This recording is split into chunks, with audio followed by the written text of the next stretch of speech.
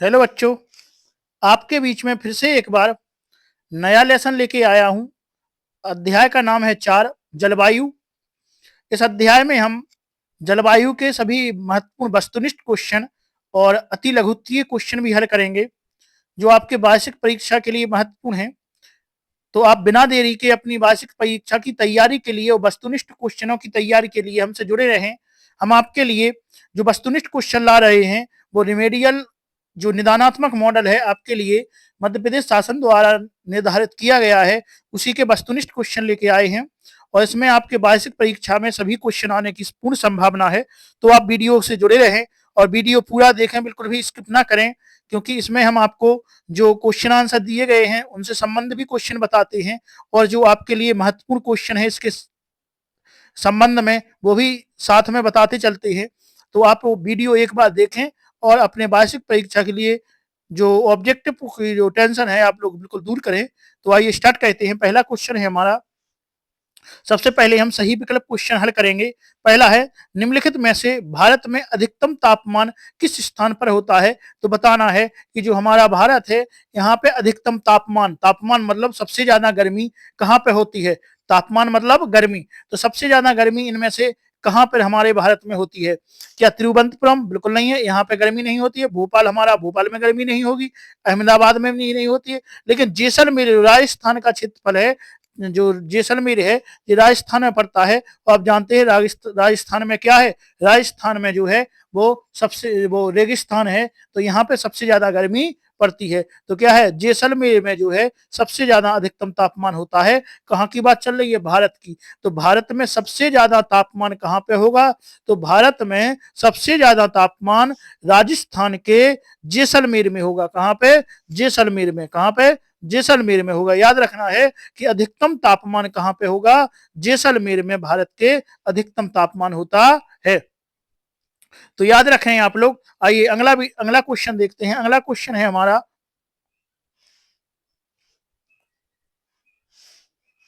अगला क्वेश्चन है, भारत का नगर जो बेष्टी छाया प्रदेश में पड़ता है, तो भारत का ऐसा नगर जो बेष्टी छाया प्रदेश में पड़ता है उसका नाम क्या है? तो हमें बताना है भारत का ऐसा नगर जो बेष्टी छाया प्रदेश में पड़ता है उसका नाम हमें बताना है।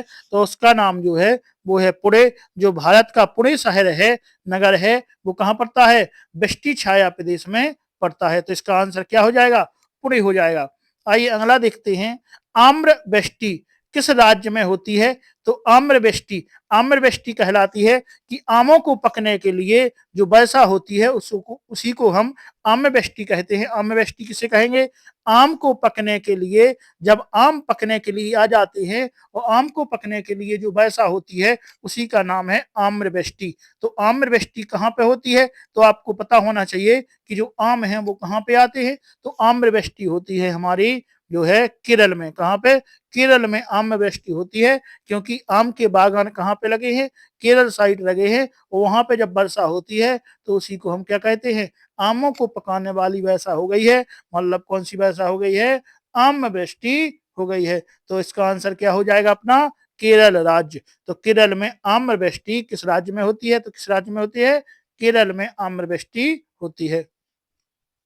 आइए आगे देखते हैं। अगला है हमारा, दैनिक तापमांतर निम्नलिखित में से किस क्षेत्र में सर्वाधिक पाया जाता है? क्या? दैनिक तापांतर। तापांतर का मतलब है कि दिन में हम कहें कि बहुत ज्यादा तापमान है, मतलब हम कहें तो 40 डिग्री सेंटीग्रेड दिन में पहुंच गया है, लेकिन रात में सबसे कम अपने आप हो जाएगा। रात में पहुंच गया है, मान लो 5 डिग्री पहुंच गया, तो दिन का और रात का जो ताप का अंतर है वो ज्यादा हो गया कि नहीं हो गया? तो जिसको कहते हैं तापांतर। जैसे हम अपने यहाँ पे देखें, मध्य प्रदेश में देखें, तो मध्य प्रदेश में ऐसा नहीं होता है। मध्य प्रदेश में यदि आपका दिन का तापमान 35 डिग्री सेंटीग्रेड है तो रात का आपका लगभग 25 डिग्री सेंटीग्रेड पहुंच जाएगा। मान लो केवल 10 का अंतर है, लेकिन यहाँ पे तो हम देखें तापांतर का मतलब होगा कि तापांतर दिन में आपका पहुंच जाए 40 डिग्री और रात में पहुंच जाए 4 डिग्री, तो अंतर कितना हो गया आप जान सकते हैं? 36 डिग्री का सीधा अंतर हो गया है। तो ये क्या है? सर्वाधिक तापांतर हुआ कि नहीं हुआ? तो यही है। तो दैनिक तापांतर मतलब दिन का और रात का जो ताप का अंतर है वो सर्वाधिक कहाँ पे होता है? तो इसको हमें बताना है कि इनमें से सर्वाधिक तापांतर है वो कहाँ पे होगा। तो इसका आपका जो आंसर है वो है पश्चिमी तटवर्ती क्षेत्र। तो पश्चिमी जो तटवर्ती क्षेत्र है वहां पर दैनिक तापांतर जो होता है वो बहुत ज्यादा होता है। तो निम्नलिखित में से सब सर्वाधिक कहाँ है?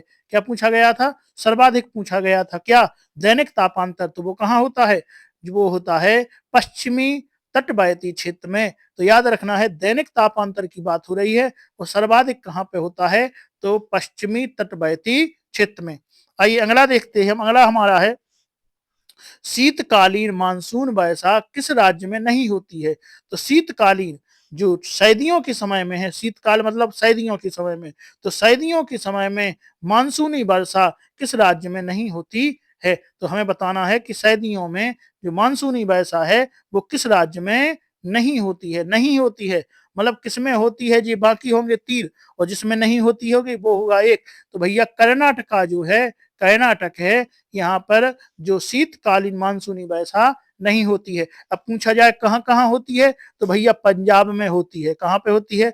पंजाब में होती है, हरियाणा में होती है, महाराष्ट्र में भी होती है, लेकिन कहा जाए कि कर्नाटक में नहीं होती। तो इसका आंसर क्या हो गया है? कर्नाटक। यहाँ पे नहीं होती है शीतकालीन मानसूनी वर्षा। कहाँ नहीं होती है? कर्नाटक में। याद रखना है कि शीतकालीन मानसूनी वर्षा कर्नाटक में नहीं होती है। वो कहाँ पे होती है? पंजाब में होती है, हरियाणा हरियाणा में होती है, और महाराष्ट्र में भी होती है। आइए अगला देखते हैं। भारत में न्यूनतम तापमान कहाँ पाया जाता है? न्यूनतम मतलब सबसे कम। तो भारत में सबसे कम तापमान कहाँ का होता है? तो जहां पर बर्फ गिरेगी वहीं का सबसे कम तापमान होगा। तो देखेंगे शिमला में भी तापमान कम होता है, श्रीलंका में भी कम होता है, भैया लेह में सबसे कम होता है। पूछा गया है न्यूनतम मतलब यहाँ पे भी कम होगा, यहीं पे भी कम होगा, लेकिन सबसे कम कहाँ पे होगा? आप जानते हैं लेह लद्दाख जो है वहां पे तापमान माइनस में भी पहुंच जाता है। तो भारत में सबसे कम तापमान कहाँ पे होगा? तो इसका आंसर होगा आपका लेह। तो भारत में सबसे कम तापमान की बात हो रही है, तो सबसे कम तापमान कहाँ पे होता है? लेह में होता है। वैसे कहा जाए शिमला में भी कम रहे बर्फ बरसती है, और श्रीनगर में भी बरसती है, लेकिन सबसे कम कहाँ है? सबसे कम है आपका लेह में। तो आपका आंसर क्या हो जाएगा? आपका आंसर है लेह। कि न्यूनतम तापमान किसकी बात हो रही है? न्यूनतम मतलब सबसे कम। तो कहाँ पे होगा? लेह में। याद करते जाना है। हम आपको याद करवाने के लिए एक आंसर को 2 या 3 बार बता रहे हैं। तो आप लोग हमसे जुड़े रहें और वीडियो को देखते रहें, और वीडियो को लाइक और शेयर करें, जिससे कि आपको सभी क्वेश्चन हम इसी प्रकार से आगे भी बताते रहें। तो आप लोग वीडियो एक बार देखें और 2 बार देखें, बस 1-2 बार में आपके सभी क्वेश्चन आंसर बिल्कुल याद हो जाएंगे। तो बिल्कुल हमसे बने रहे और आपके वार्षिक परीक्षा की जो टेंशन है वो दूर करें। आइए अगला क्वेश्चन देखते हैं। भारत में अधिकतम वर्षा वाला स्थान क्या है? तो सबसे ज्यादा वर्षा भारत में कहाँ पे होती है? तो हम कहेंगे सबसे ज्यादा जो वर्षा है भारत में कहाँ पे होगी? बताएं आप। आपको हम पिछले वीडियो में बता चुके हैं कि सर्वाधिक वर्षा वाला जो क्षेत्र है वो भारत है, मासिनराम है। क्या है? मासिनराम जो भारत में है उसमें सबसे ज्यादा वर्षा होती है। तो अधिकतम वर्षा वाला क्षेत्र कौन सा है? मासिनराम है। कौन सा है? मासिनराम जो है भारत में सबसे ज्यादा वर्षा वाला क्षेत्र है। तो अधिक वर्षा वाला क्षेत्र कौन सा है? मासिनराम। आइए अगला है जेट धाराएं हैं। तो जेट धाराएं माने जेट पवने, मतलब जेट धाराएं कहाँ की होती हैं? तो जेट धाराएं कहाँ की होगी आपको बताना है इस क्वेश्चन में। जेट धाराएं हैं। तो जेट धाराएं क्या हैं? तो जेट धाराएं वो हैं वो उपरितन वायु जो होती है, उपरितन जो वायु होती है उसी को हम जेट धाराएं कहते हैं। तो बताइए अब जेट धाराएं किसको कहेंगे? जेट धाराएं हम कहेंगे जो ऊपरी तन वायु होती है उसी को हम जेट धाराएं कहते हैं। तो जेट धाराएं जो होती हैं वो ऊपरी तन वायु जो होती है उसी को हम जेट धारा कहते हैं। आपको याद कर लेना है एक ही बार में कि जेट धाराएं क्या है? ऊपरी तन वायु जो होती है उसी को हम क्या बोलेंगे? उसी को हम जेट धाराएं बोलेंगे। आइए आगे देखते हैं। अब हमारे आगे हैं जो आगे हमें दिए गए हैं वो है रिक्त स्थान। तो हमारे बहुविकल्पीय क्वेश्चन आपको याद जरूर हो गए होंगे। अब आइए हम देखते हैं रिक्त स्थान को। पहला हमारा रिक्त स्थान है, पहला जो रिक्त स्थान है वो है मानसून शब्द की उत्पत्ति खालिस्तान भाषा के मौसम शब्द से हुई है। तो किस भाषा के मौसम शब्द से हुई है? तो इसका जो आंसर होगा वो होगा अरबी। किसका? अरबी भाषा के क्या है, अरबी भाषा के कौन से अरबी भाषा के मौसम शब्द से, कौन सी अरबी भाषा के मौसम शब्द से जो है मानसून शब्द की उत्पत्ति हुई है। तो याद रखना है कि कौन सी भाषा के, अरबी भाषा के, जो अरबी भाषा, अरबी फारसी भाषा होती है ना, तो उसी में से जो अरबी भाषा है, तो अरबी भाषा के जो मौसम कौन सा है, मौसम शब्द जो है अरबी भाषा को कौन सा, अरबी क्या है, अरबी भाषा के जो मौसम शब्द होते हैं उसी से मानसून शब्द की उत्पत्ति हुई है।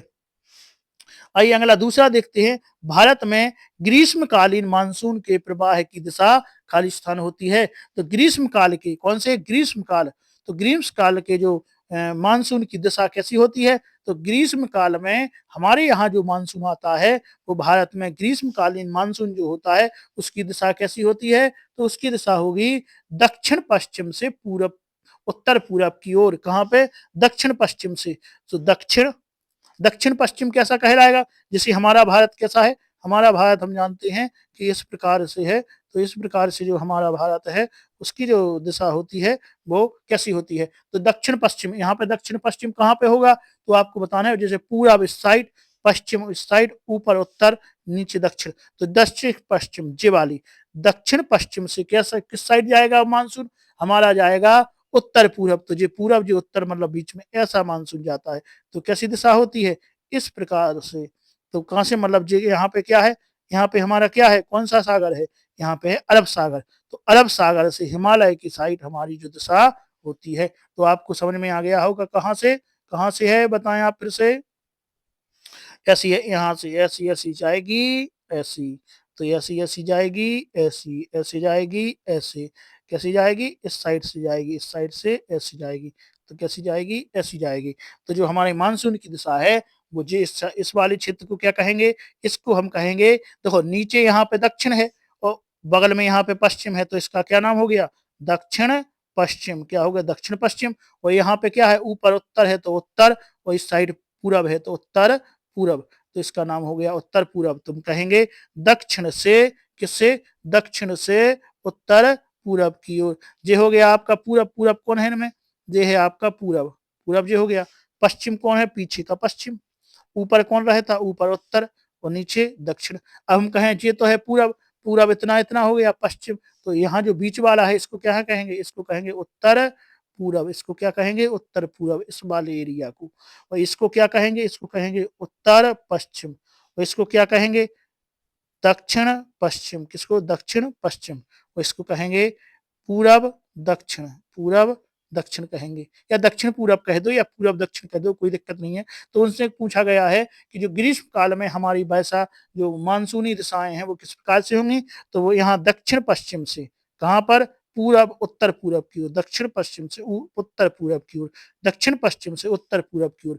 तो आप समझ गए होंगे कि इसका आंसर क्या है। तो ग्रीष्मकालीन जो मानसून है, जो पवने हैं, मानसूनी दिशा है वो किस प्रकार से होती है, दक्षिण पूरब से, दक्षिण पश्चिम से, कहां तक, दक्षिण पश्चिम से उत्तर पूरब। क्या, उत्तर पूरब। आप आंसर लिख सकते हैं, दक्षिण पश्चिम से उत्तर पूरब की ओर जो ग्रीष्मकालीन मानसून की दिशा होती है। आइए आगे देखते हैं। अगला है हमारा, अगला है भारत में सर्वाधिक वर्षा खालिस्तान मानसून से होती है। तो किस मानसून से, किस मानसून से सबसे ज्यादा वर्षा होती है, तो जो अभी हम बता रहे थे कि दक्षिण पश्चिम का जो मानसून होता है या ग्रीष्मकालीन मानसून जो होता है उसी से सबसे ज्यादा वर्षा होती है। तो इसका आंसर क्या होगा, आंसर होगा दक्षिण, दक्षिण पश्चिम, दक्षिण पश्चिम या ग्रीष्मकालीन मानसून, या आप क्या कह सकते हैं, ग्रीष्मकालीन मानसून। ये आंसर भी इसका हो जाएगा। तो ग्रीष्मकालीन मानसून कौन सा, ग्रीष्मकालीन मानसून इसका आंसर होगा, ये भी हो सकता है। या हम कहें कि दक्षिण पश्चिम मानसून से सर्वाधिक वर्षा भारत देश में होती है। सबसे ज्यादा वर्षा होती है मासिन राम में, लेकिन कौन से मानसून से होती है, किस साइड से मानसून आता है और कब आता है, तो ग्रीष्मकालीन जो मानसून आता है उससे सबसे ज्यादा वर्षा होती है। क्या होती है, सर्वाधिक वर्षा होती है, याद रखना है। आइए अगला देखते हैं। भारत में दक्षिण पश्चिम मानसून सबसे पहले किस तट पर आता है, तो आप देखेंगे कि कहां पे आएगा सबसे पहले, किस तट पे। तो यहाँ पे हमने आपको बताया था कि इस साइड सबसे पहले, इस साइड क्या होता है, इस साइड होता है हमारा केरल। तो सबसे पहले किस में प्रवेश करेगा? केरल में प्रवेश करेगा। और सबसे पहले केरल में प्रवेश करेगा तो क्या पकाएगा? आम को। तो यहीं पे सबसे पहले जो आएगी वो आम्रवर्षा, आम्रवृष्टि यहीं पे होगी। तो सबसे पहले जो दक्षिण पश्चिम में मानसून आता है वो किस राज्य में आता है? वो केरल में प्रवेश करता है, उसके बाद हमारे अन्य राज्यों में आता है। तो पहले किस में आएगा? केरल में आएगा। और क्या करेगा? आम्र वर्षा करेगा। सबसे ज्यादा वर्षा कौन करेगा? यही दक्षिण पश्चिम मानसून। और किस ऋतु में आता है? ग्रीष्म काल में आता है। तो आपको इससे 4-5 जो क्वेश्चन है वो कंप्लीट हो गए हैं, आप याद रखें बिल्कुल। आइए अगला, अगला है शीत ऋतु में ITC जेट खालिस्तान गोलायध में खिसक जाता है। तो ITC जेट कहां पर खिसक जाता है आपको बताना है। तो यह उत्तर या दक्षिण में खिसक जाता है। इसका आंसर क्या होगा? इसका जो आंसर है उत्तर या दक्षिण। कहां पे? उत्तर या दक्षिण, उत्तर या दक्षिण। तो आप शीत ऋतु में मतलब सर्दियों में आप जानते हैं जो मकर संक्रांति का त्योहार आता है तो वहां पे आपको बताया जाता है कि सूरज उत्तरायण से दक्षिणायन में आ गया है, दक्षिणायन से उत्तरायण में आ गया है। यही तो यहाँ पे कहा गया है कि जो शीत ऋतु में ITC जेट गोलार्ध में खिसक जाता है तो उत्तर या दक्षिण में खिसक जाता है। आइए आगे देखते हैं। अगला है हमारा मध्य प्रदेश में खालिस्तान मानसून। क्या है? मध्य प्रदेश में खालिस्तान मानसून से वर्षा होती है। तो मध्य प्रदेश में कौन से मानसून जो आता है उससे वर्षा होती है? तो मध्य प्रदेश में जो होती है वो बंगाल की खाड़ी से वर्षा होती है। किससे? बंगाल की खाड़ी से। तो बंगाल की जो खाड़ी है, बंगाल की खाड़ी जो है उससे हमारे यहाँ पे मध्य प्रदेश में वर्षा होती है। तो बंगाल की खाड़ी जो है उससे हमारे मध्य प्रदेश में वर्षा होती है। तो याद रखना है कि जो मध्य प्रदेश में वर्षा होगी वो कहां से होगी? बंगाल की खाड़ी से मध्य प्रदेश में वर्षा होती है। आइए अगला है, अगला हमारा सातवां है। कौन सा सातवां है? कि एक विशेष समय में किसी क्षेत्र की वायुमंडलीय अवस्थाओं को खालिस्तान कहते हैं। तो किसी विशेष समय में किसी क्षेत्र की वायुमंडलीय अवस्थाओं को हम क्या कहते हैं? तो उसको हम मौसम कहते हैं। क्या? मौसम कहते हैं। क्या कहते हैं? हम मौसम कहते हैं। क्या कहते हैं? मौसम, मौसम। ठीक है, क्या कहेंगे? मौसम कहेंगे। तो एक विशेष समय में किसी क्षेत्र की वायुमंडलीय अवस्थाओं को मौसम कहा जाता है। क्या कहा जाता है? मौसम कहा जाता है। आइए अगला देखते हैं हम। भारतीय मानसून की दोनों शाखाएं खालिस्तान के मैदान में मिलती हैं। तो भारतीय मानसून की जो दोनों शाखाएं हैं वे किसके मैदान में मिलती हैं? तो गंगा के मैदान में। किसके? गंगा के मैदान में जो मानसून की दोनों शाखाएं हैं वो मिलती हैं। अब आप कहें मानसून की साहब कौन सी दोनों शाखाएं? तो अभी हम देख रहे थे कि एक तो अपना दक्षिण पश्चिम मानसून आ रहा था हमारे मध्य प्रदेश में। कौन सा आ रहा था? बंगाल की खाड़ी का। तो बंगाल की खाड़ी का मानसून इस साइड से आएगा, दक्षिण पश्चिम इस साइड से आएगा। और दोनों कहां पे मिलेंगे? दोनों आएंगे और यहाँ पे मिल जाएंगे। तो इस जगह का नाम क्या है? गंगा का विशाल मैदान है। तो बस यही तो यहाँ पे पूछा गया है कि जो दोनों मानसून हैं, दोनों मानसून की शाखाएं वो कहां पे मिलती हैं? गंगा के मैदान में मिलती हैं। कहां मिलती हैं? गंगा के मैदान में मिलती हैं। तो आपको याद करना, आपको बताते जा रहे हैं एक्स्ट्रा जिससे आपको समझ में आ जाए और वस्तुनिष्ठ रटना ना पड़े। तो वस्तुनिष्ठ ना रटना पड़े इसलिए हम आपको ये सब बातें बताते चल रहे हैं साथ में कि आपको कोई भी टेंशन ना हो। तो यहाँ पे आप समझ गए कि गंगा के मैदान में जो है दोनों शाखाएं कौन कहलाती हैं? एक दक्षिण पश्चिम से आती है और दूसरी वाली बंगाल की खाड़ी से आती है। बंगाल की खाड़ी वाली कहाँ वर्षा करवाएगी? मध्य प्रदेश में। सबसे ज्यादा वर्षा कौन करवाएगी? दक्षिण पश्चिम वाला मानसून सबसे ज्यादा वर्षा करवाएगा। ठीक है, तो बस ये दोनों मिलती कहाँ है? गंगा के मैदान में। इतनी सी तो बात है। आइए आगे देखते हैं। अगला नौमा है हमारा, नौमा है ग्रीष्म ऋतु में गरज के साथ पश्चिम बंगाल में होने वाली वर्षा को क्या कहते हैं? तो ग्रीष्म ऋतु में गरज के साथ जो पश्चिम बंगाल में वर्षा होती है उसको हम क्या कहते हैं? तो खतरनाक वाली जो गरज के साथ वर्षा होती है तो उसको पश्चिम बंगाल में किस नाम से जाना जाता है? तो आपको बताना है पश्चिम बंगाल में किस नाम से जाना जाएगा? गरज के साथ जो ग्रीष्म ऋतु में वर्षा होती है उसको, तो उसको जाना जाएगा काल बैसाखी। क्या जाना जाएगा? काल बैसाखी की वर्षा हो रही है तो किस नाम से जाना जाता है? काल बैसाखी। क्या है? काल, काल और बैसाखी। कौन सा? काल बैसाखी। बैसाखी, काल बैसाखी की वर्षा के नाम से जाना जाता है उसको। आइए अगला है हमारा, अगला है खालिस्तान राज्य में मानसून प्रत्यावर्ती का सर्वाधिक प्रभाव दिखाई देता है। तो मानसून प्रत्यावर्तन का सर्वाधिक प्रभाव कहाँ पे दिखाई देता है? तो यह है तमिलनाडु में। कहाँ पे? तमिलनाडु।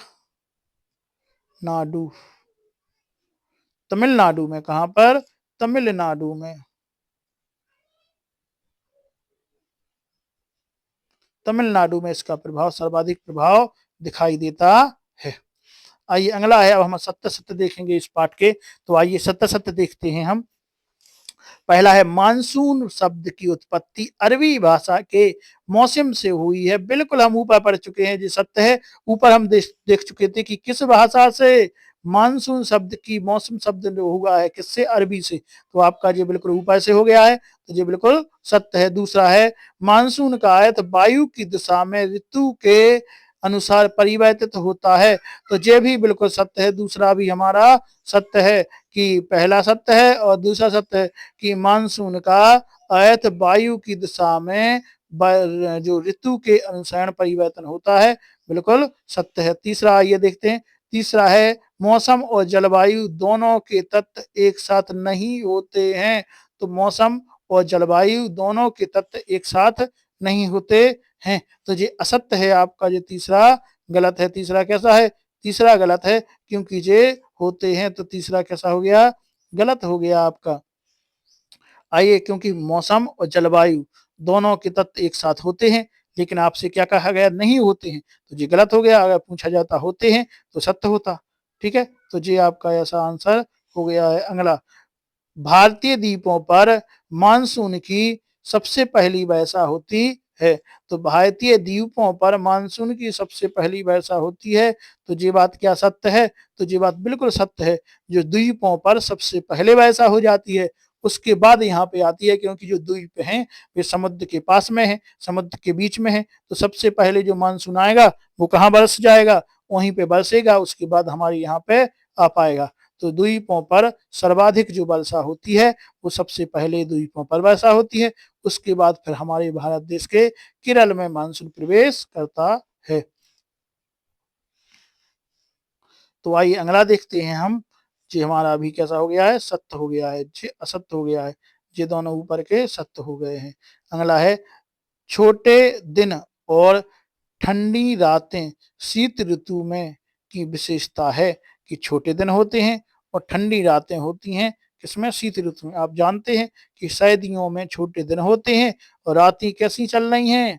ठंड की रातें चलती हैं। बिल्कुल सत्य बात है। तो ये आपका इसका आंसर बिल्कुल सत्य हो गया है। अगला, नदी जलवायु का एक महत्वपूर्ण तत्व है। तो नदी जो है वो जलवायु का एक महत्वपूर्ण तत्व है। तो ऐसा है क्या? नहीं है। ये बिल्कुल आपका गलत आंसर हो गया है। कैसा हो गया है? ये गलत आपका हो गया है। इसका आंसर गलत है। आइए सातवां देखते हैं। तटीय प्रदेशों में तापांतर कम होता है। जो तटीय प्रदेश होते हैं वहां पे, जो तटीय मतलब जो बगल के किनारे के, यहाँ पे जो समुद्र है इसके आसपास के जो होते हैं, इनकी बात हो रही है कि हमारे जो भारत देश है तो नदी जो समुद्र है, समुद्र के आसपास के जितने भी राज्य हैं उनको तटीय राज्य कहते हैं और तटीय प्रदेश उन्हीं को कहेंगे। तो कहा गया है कि तटीय प्रदेशों में तापांतर कम होता है। तो ये बिल्कुल सत्य है। जो तटीय प्रदेश होते हैं उन्होंने तापमान अंतर कम होता है। जैसे मुंबई की बात कहें तो आप देखेंगे मुंबई में सर्दियों में भी ना गर्मी रहेगी कभी, ना सर्दी रहेगी। वहां पे बराबर मौसम रहते हैं हर समय। ना ज्यादा गर्मी पड़ती है और ना ज्यादा कभी सर्दी पड़ती है। तो बस वो क्या है, तापांतर कैसा हो गया है, वहां पे बहुत कम हो जाएगा। आइए अगला, ग्रीष्म काल में तिब्बत का पठार ठंडा रहता है। तो ग्रीष्म काल मतलब गर्मियों में तिब्बत का पठार कैसा रहता है, क्या ठंडा रहता है, नहीं रहता है। तो इसका आंसर ये गलत हो जाएगा, तिब्बत का पठार ठंडा नहीं रहता है। आइए अगला, दिल्ली में वर्षा अरब सागरीय मानसून से होती है। तो ये भी असत्य है, दिल्ली में वर्षा अरब सागरीय मानसून से नहीं होती है। तो जी आपका कैसा हो गया, गलत हो जाएगा। अगला है लास्ट में आपका कि लू शीतकाल में चलने वाली गर्म हवाएं हैं। लू किसको कहते हैं, लू क्या शीतकाल में चलती है, भैया गर्मियों में चलती है, ग्रीष्म काल में लू लू जो चलती है वो कब, गर्मियों में चलती है लू। तो जो कैसा हो गया, गलत हो गया। वे पूछ बता रहे हैं आपको शीतकाल में, तो गलत हो गया, क्योंकि ये ग्रीष्म काल में चलती है लू, तो सत्य हो जाता। तो इसका आंसर क्या हो गया, ये गलत आपका हो गया। लू जो होती है वो कब चलती है, शीतकाल में नहीं चलती है, ग्रीष्म काल में चलती है। आपसे पूछा गया था क्या शीतकाल में चलती है, तो इसका आंसर हो गया गलत, नहीं चलती है।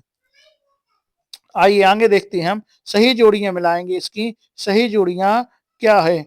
तो आइए आप ध्यान से देखते रहे वीडियो को, हम इसमें आपको सभी क्वेश्चन कवर करवाएंगे। बस आपको ध्यान से वीडियो देखना है, हमारी बात सुननी है, आपको एक ही बार में सभी क्वेश्चन आंसर सॉल्व हो जाएंगे। आप बस वीडियो केवल ध्यान से देखते रहें। आइए अब जोड़ियां मिलाएंगे। पहला है हमारा फूलों की बौछार। फूलों की बौछार का क्या है, फूलों की बौछार मतलब कहबा, क्या है मतलब कहबा। कहबा जो होता है मतलब जो कॉफी होती है उसी को क्या कहते हैं, फूलों की बौछार हो रही है। तो ये इसका पहला हो गया है। आइए दूसरा है मौसम प्रत्यावर्तन। तो अभी हम ऊपर पढ़ चुके हैं कि मौसम प्रत्यावर्तन कब होता है, तो ये सितंबर मास में होगा। ये अपना दूसरा हो जाएगा मौसम प्रत्यावर्तन। आइए अगला पश्चिमी विक्षोभ। तो पश्चिमी विक्षोभ है, ये क्या होगा, ये होगा चक्रवात के कारण क्या होता है, पश्चिमी विक्षोभ। तो याद रखना है पश्चिमी विक्षोभ वो है वो चक्रवात के कारण होता है। तो ये तीसरा हो गया है। चौथा है काल वैसाखी। अभी देखा है हमने कि काल वैसाखी जो है वो पश्चिम बंगाल में वर्षा होती है। तो गैज के साथ जो वर्षा होती है उसी को हम काल वैसाखी कहते हैं। आइए बेबी क्राइस्ट। तो बेबी क्राइस्ट का क्या है, तो पांचवा का जो हमारा है वो है एल नीनो। तो बेबी क्राइस्ट जो है वो है एल नीनो। आइए छठवां ठंडी जलधारा। तो ठंडी जलधारा कहाँ पे है, तो ठंडी जो जलधारा है वो है पेरू में। पेरू पर कैसी जलधाराएं चलती हैं, ठंडी जलधाराएं चलती हैं। अगला क्षोभ मंडल। तो क्षोभ मंडल में क्या होता है, क्षोभ मंडल जो है क्षोभ मंडल में जेट जलवायु होगी। तो जेट जलवायु कहाँ होगी, जो जेट जलवायु है वो क्षोभ मंडल में होगी। अगला आंध्र प्रदेश। वो आंध्र प्रदेश का क्या होगा, जो बच्चा अपना कौन सा बच्चा, दक्कन का पठार, आंध्र प्रदेश इसका आंसर हो जाएगा। तो दक्कन का पठार कहाँ पे है, आंध्र प्रदेश में है। तो हमारी जो जल जो रिक्त स्थान है ये सभी हो गए हैं, आप देख लें एक बार, चलो फिर से देखते हैं। फूलों की बौछार कहाँ होती है, तो फूलों की बौछार भाई कहवा से होती है। तो पहले का हो गया कहवा। दूसरा मानसून प्रत्यावर्तन क्या है, तो मानसून प्रत्यावर्तन सितंबर में होता है। तो ये दूसरा हो गया है। तीसरा क्या है, तीसरा हमारा है पश्चिमी विक्षोभ। तो पश्चिमी विक्षोभ क्या है, पश्चिमी विक्षोभ हमारा है चक्रवात। तो ये तीसरा हो गया है। चौथा हमारा है, चौथा क्या है, काल वैसाखी। तो जो गैज के साथ वर्षा होती है उसको पश्चिम बंगाल में काल वैसाखी कहते हैं। आइए बेबी क्राइस्ट। तो बेबी क्राइस्ट क्या है, ये है अपना एलनीन। तो बेबी क्राइस्ट क्या है, एलनीन। अगला हमारा है ठंडी जलधारा। जो ठंडी जलधाराएं हैं, ये ठंडी जलधाराएं कहाँ हैं आपको बताना है। तो ठंडी जलधाराएं जो होती हैं वो पेरू में होती हैं। क्या है, इसका हो गया है ठंडी जलधारा। उसके बाद अपना कौन सा है, क्षोभ मंडल। तो क्षोभ मंडल में क्या होता है, क्षोभ मंडल में अपनी जेट वायु होती है। तो जेट जो वायु होती है वो कहाँ है, क्षोभ मंडल। अगला कौन सा बता, आंध्र प्रदेश में क्या है, दक्कन का पठार। क्या है, आंध्र प्रदेश दक्कन का पठार हो गया है। तो ये सभी हमारे जो रिक्त स्थान हैं उसकी पूर्ति हो गई है। आइए आगे देखते हैं हम, एक शब्द या एक वाक्य में उत्तर को अब ध्यान से देखेंगे।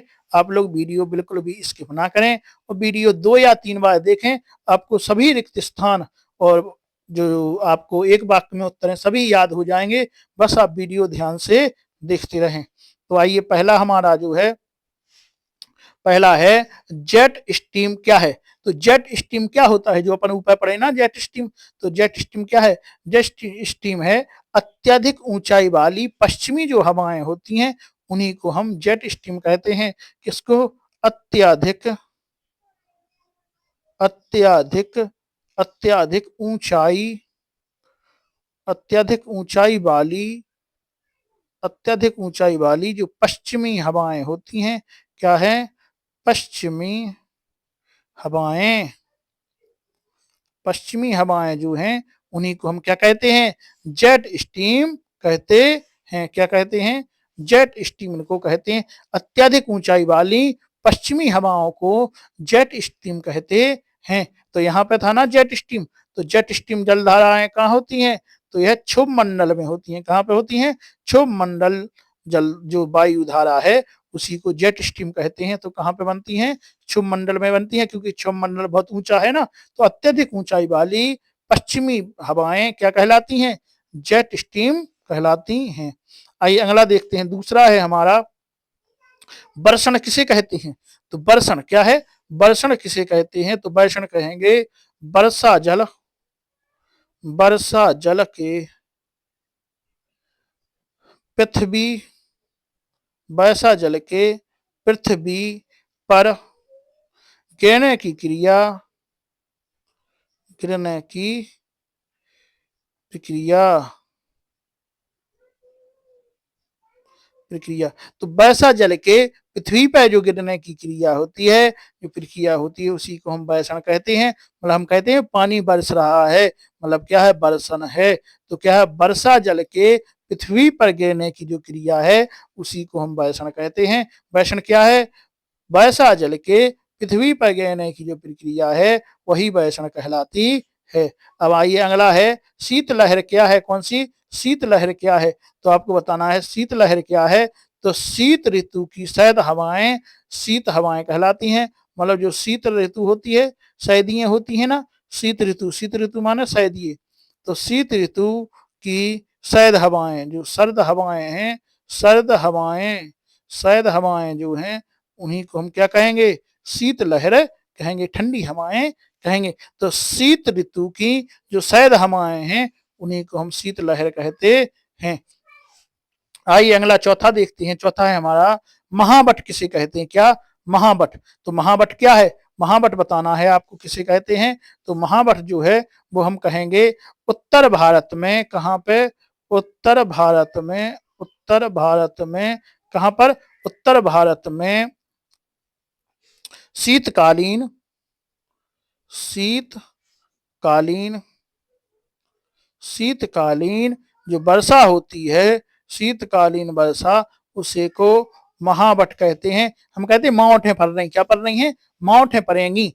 तो हमारे यहाँ पे पीसी में पानी लग जाएगा और मावठें पड़ेंगी इस साल, मतलब पानी बरसेगा।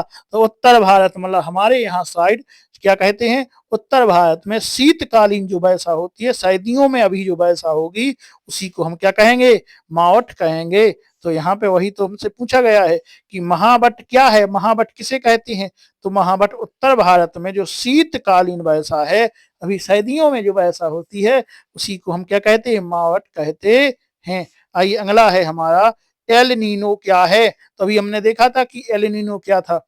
तो एल नीनो जो है वो ठंडी पेरू जल, क्या है, इसका आंसर आप नोट करें, ठंडी, ठंडी पेरू, ठंडी पेरू जलधारा के,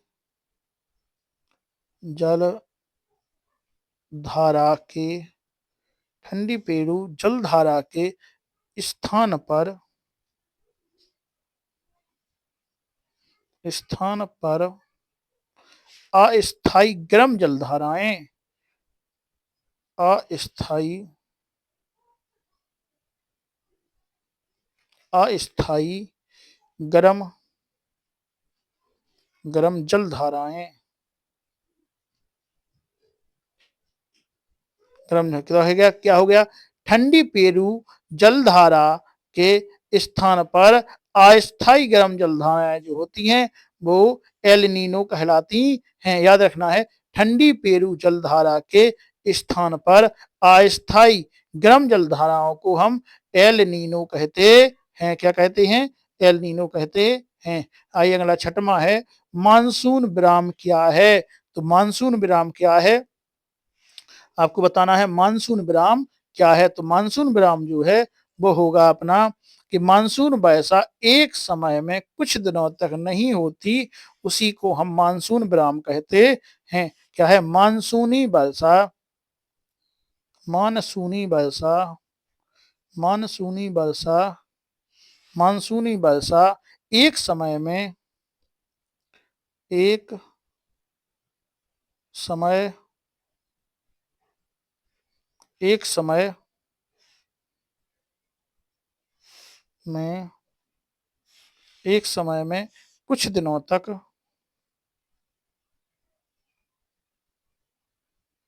कुछ दिनों तक, एक समय में कुछ दिनों तक नहीं होती, नहीं होती, एक समय में कुछ दिनों तक नहीं होती, उसी को मानसूनी विराम कहते हैं। तो मानसूनी वर्षा एक समय में कुछ दिनों तक नहीं होती, उसी को हम क्या कहते हैं? उसी को हम कहते हैं मानसूनी विराम लग गया है, मतलब कुछ टाइम से वर्षा नहीं हो रही है, उसी को मानसूनी वर्षा कहते हैं। आइए कलर चेंज कर लेते हैं। आज कलर चेंज करेंगे, जे वाला लेंगे। ओ नहीं, जे वाला, जे वाला।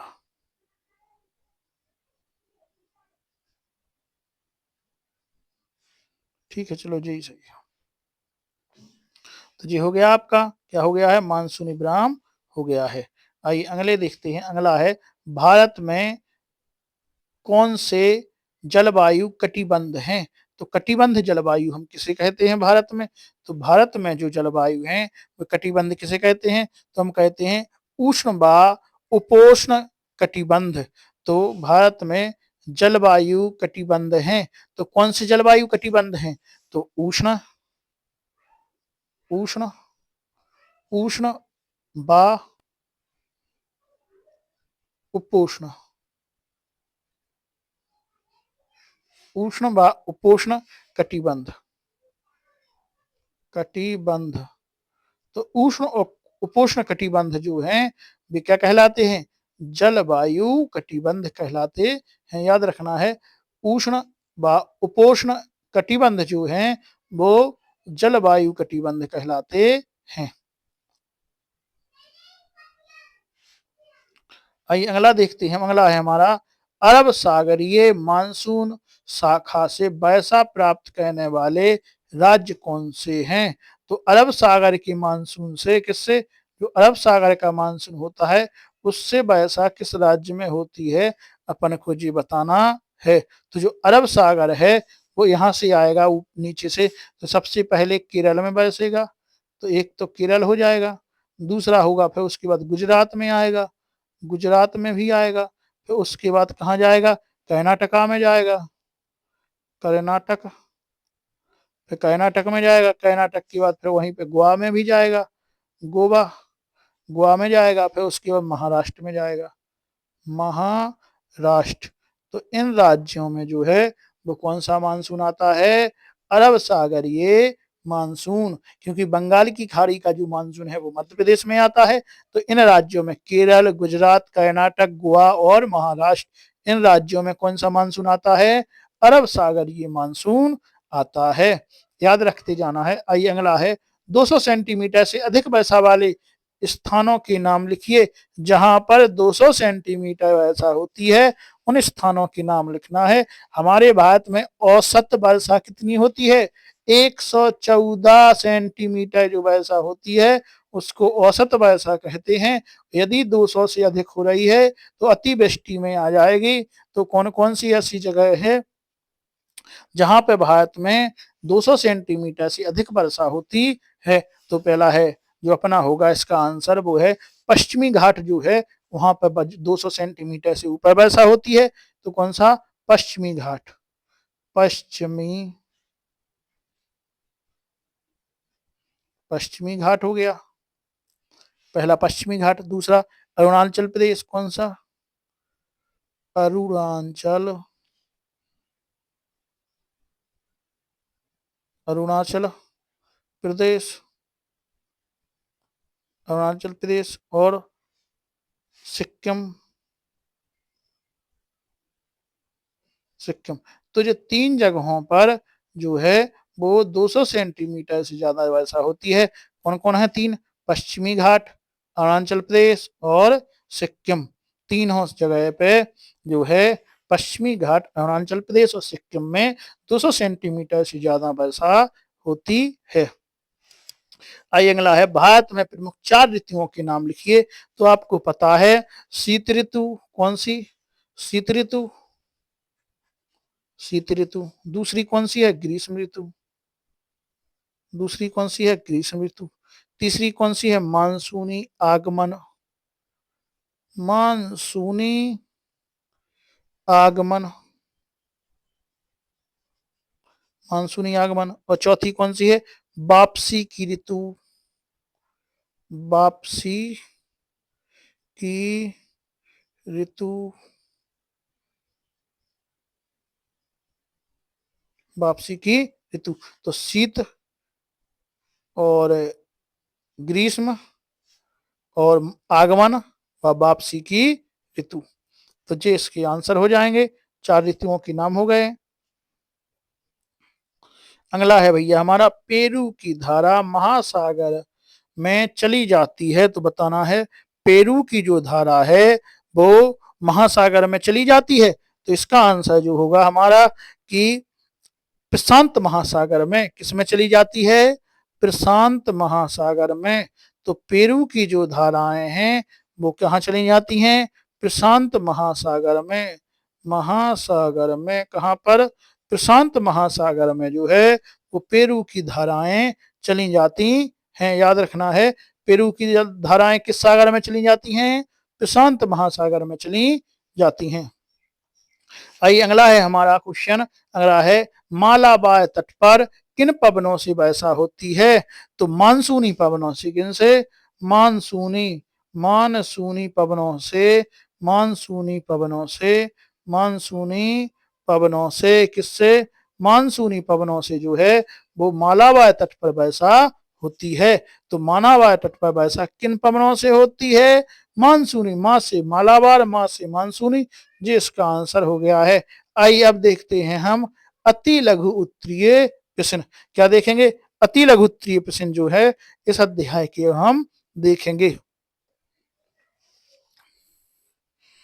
हम देखेंगे अति लघु उत्तरीय प्रश्न। पहला है हमारा कि भारत की जलवायु को प्रभावित करने वाले कारकों को लिखिए।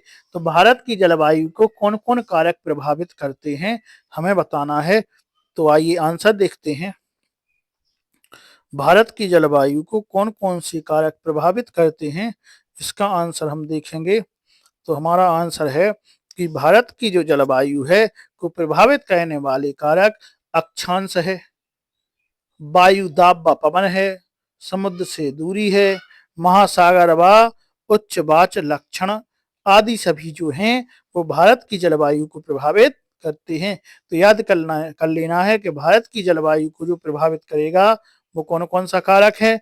तो पहला हो गया आपका अक्षांशीय कारक, दूसरा वायु दाब एवं पवन, तीसरा समुद्र से दूरी, चौथा महासागरीय धाराएं, चौथा क्या है? महासागरीय जो धाराएं हैं, और पांचवा एवं उच्चावच लक्षण जो हैं वो भारत की जलवायु को प्रभावित करते हैं। तो कौन कौन प्रभावित करते हैं आप याद कर लें। अक्षांशीय, दूसरा वायु दाब व पवन, तीसरा समुद्र से दूरी, चौथा महासागरीय धाराएं, पांचवा उच्चावच लक्षण जो हैं भारत की जलवायु को प्रभावित करते हैं। आइए अगला है हमारा, अगला क्वेश्चन है दूसरा, भारत के किस भाग में दैनिक तापांतर अधिक होता है? तो हम जो अभी बता चुके हैं कि दैनिक तापांतर जो है थार के मरुस्थल में दैनिक तापांतर अधिक होता है, क्योंकि रेत दोपहर में अधिक गर्म एवं रात्रि में अधिकतम ठंडी होती है। तो इसका आंसर जो है वो है थार का मरुस्थल। क्या है आंसर? थार के मस्थल में दैनिक तापांतर जो होता है वो सबसे अधिक होता है। यहाँ ऊपर हमने एक क्वेश्चन देखा था शायद, वो उसमें आंसर और कुछ लगा चुके हैं। ऊपर कौन सा है, दैनिक तापांतर का था कोई क्वेश्चन।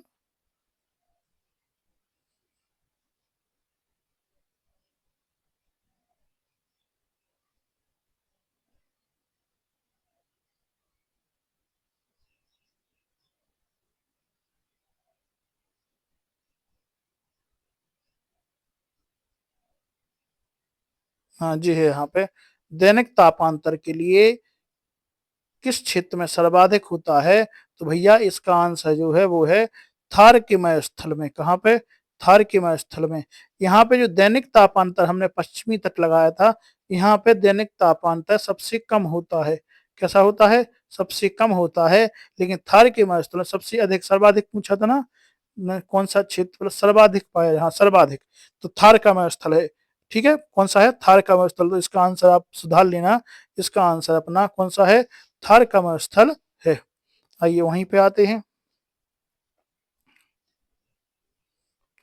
तो थार का मरुस्थल क्या है, क्योंकि मरुस्थल रेगिस्तान होता है, तो रेगिस्तान में जब जो सूर्य की किरणें हैं बालू पर पड़ेंगी तो दोपहर में तो सबसे ज्यादा गर्म हो जाएंगी, और जैसे ही शाम होगी तो रात में वो कैसी हो जाए, ठंडी हो जाएंगी, तो सबसे कम तापमान पहुंच जाएगा। इसलिए थार में जो थार का मरुस्थल है वहां पर दैनिक तापमान तो कैसा पाया जाता है, बहुत ज्यादा पाया जाता है। क्योंकि दोपहर में बालू बहुत ज्यादा गर्म हो जाती है तो तापमान बढ़ जाता है, और रात में बहुत ज्यादा ठंडी हो जाती है तो तापांतर कम हो जाता है तापमान।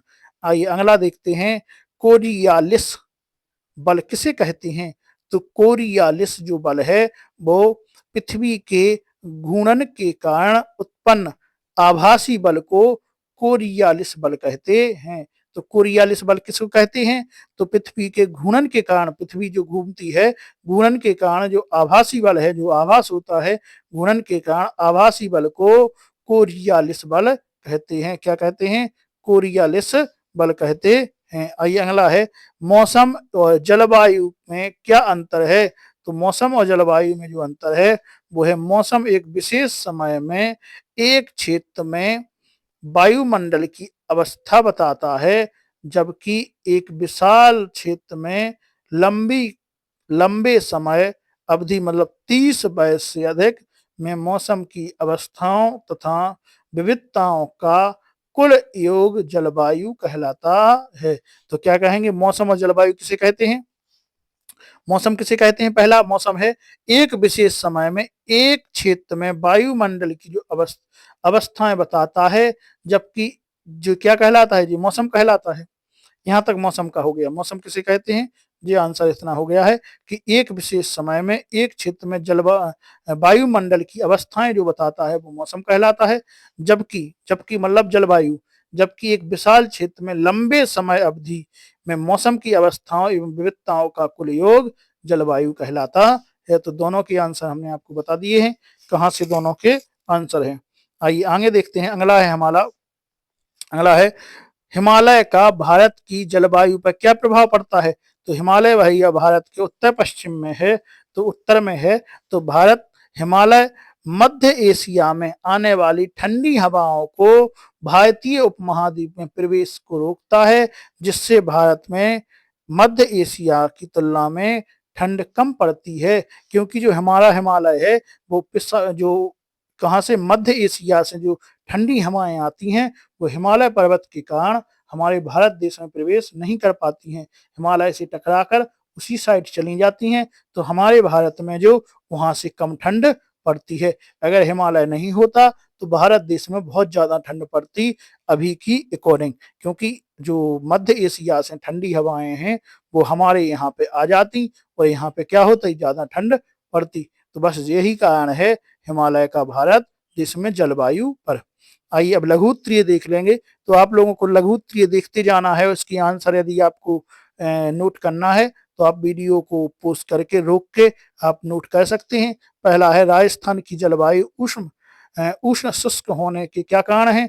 तो पहला है, जो यहाँ पे वर्षा होती है 25 सेंटीमीटर से कम होती है, और दूसरा जो रेगिस्तान क्षेत्र है अत्यधिक तापांतर होता है, चट्टाने टूटना प्रतिदिन होता रहता है, इसलिए शुष्कता बनी रहती है। अगला, मानसूनी बैसाखी विशेषताएं, तो आप देख सकते हैं 2 विशेषताएं मानसूनी बैसाखी हो गई हैं। अगला, ग्रीष्म काल में प्रायद्वीपीय भारत में तापांतर कम होता है, क्यों? तो इसके भी 2 कारण आपको देख लेना है। आप वीडियो पॉज़ करें, वहां पर रोक लें और इसकी आंसर लिखते जाएं। अगला आपका है मानसून गैत क्या है, तो आप इसका आंसर लिख सकते हैं मानसूनी गैत क्या है।